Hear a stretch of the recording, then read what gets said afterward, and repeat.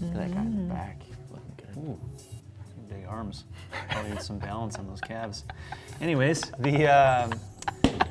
this is Lucy doing classic chipper. Yep. Style, right? Yep. Lucy's demonstrating a chipper. You assumed how long the set would last? Was it About 3 minutes. Okay. Is what we're thinking here. So we have 4 time, 300 meter row, 20 burpee to jump to a 6-inch target overhead, 10 deadlift, 5 shoulder to overhead, 4-minute rest, and she's doing that for 4 sets. Yep. I asked that too because it's the same rules apply as we've been talking about all the aerobic intervals. You've got to repeat the same time, the same work per interval. That's the key point here, key strategy for anything. Cyclical, circuit, chipper, or constant variance, in that order, you still got to repeat it.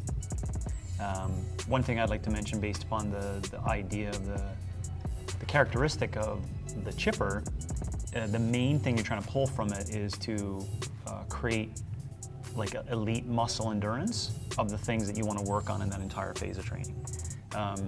So I would argue that the reps inside of this for the deadlift or the overhead are probably not enough if that's the characteristic you want to practice, right? Yep. So let's just think of it in a different way. She does a 150 meter row, she does 20 burpees, she does 21 deadlifts, and she does 21 shoulder overhead. So that looks like more like classic chipper style because you're trying to move out muscle endurance, if that makes sense, right? If people are training this and you're thinking, well, what do I start with as the pieces I pick? You probably want to pick the pieces that you can sustain in muscle endurance for those blocks, right? Like Lucy obviously has proficiency on rowing, she can maintain a pace on the burpee, but we wouldn't want to say that simply because the deadlift's heavier, the shoulder overhead is heavier, that's where we lower the reps, right? So if you're starting out, you want to pick the ones you're good at, and then the ones that you feel you're challenged on muscle endurance, I would say get to a percentage under your max of what you can do in it, and then do those reps, do them well, and then move on to a new movement.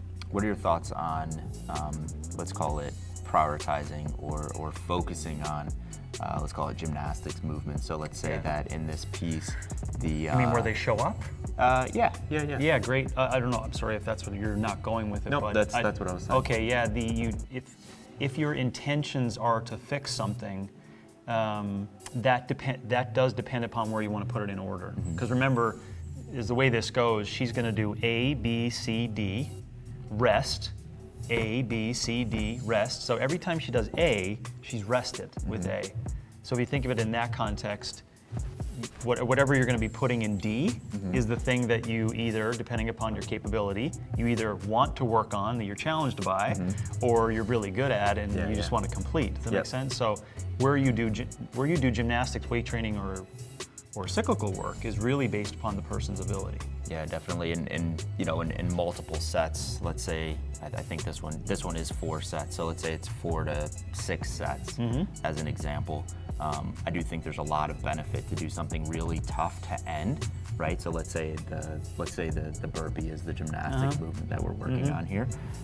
Doing a very tough contraction or contractions to end a piece, resting a period of time, coming back, and now it's, yes, that burpee is going to feel a lot different in that second, third, fourth, and fifth set than it did feel in that first set. So it's like most. Yeah, definitely. So it's like how quickly can you, let's call it like recharge, recover, all of that thing after those tough contractions and still maintain your pace on the burpee.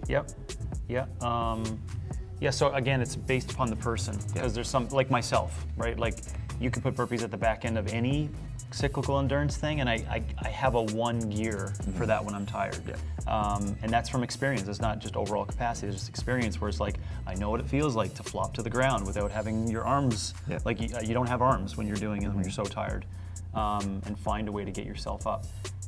So I think it's dependent upon the person where you put that in. But the principle should be the modalities and what you put them in order.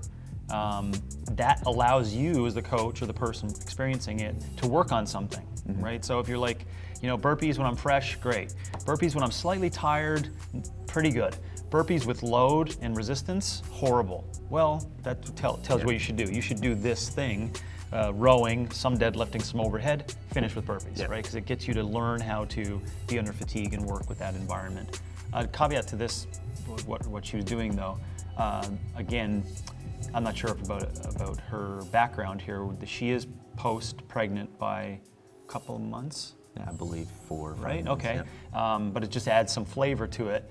And traditionally, great capacity as an athlete. So she has it in her bones. She's not a newly trained person, but she doesn't have the contractions to withstand those loads for muscle endurance. If you watch the video, you may have seen her think before she started the deadlift, and then pause a lot before the overhead. Yeah. So that is not a classic definition of a muscle endurance piece. A muscle endurance piece, you move from one piece to the next with no stopping, right? So in a perfect design world for her, it would be the 300-meter row, the 20 burpees to a jump, a 135 deadlift times 25 reps, and then 65-pound, 21-rep shoulder overhead. Yep. So it allows her to look at it and go, oh, I just gotta go. move through these things in load, and then we can work on adding load in strength or a gain piece or something like that. Cool. Yeah. Thanks. That was Lucy demonstrating chipper.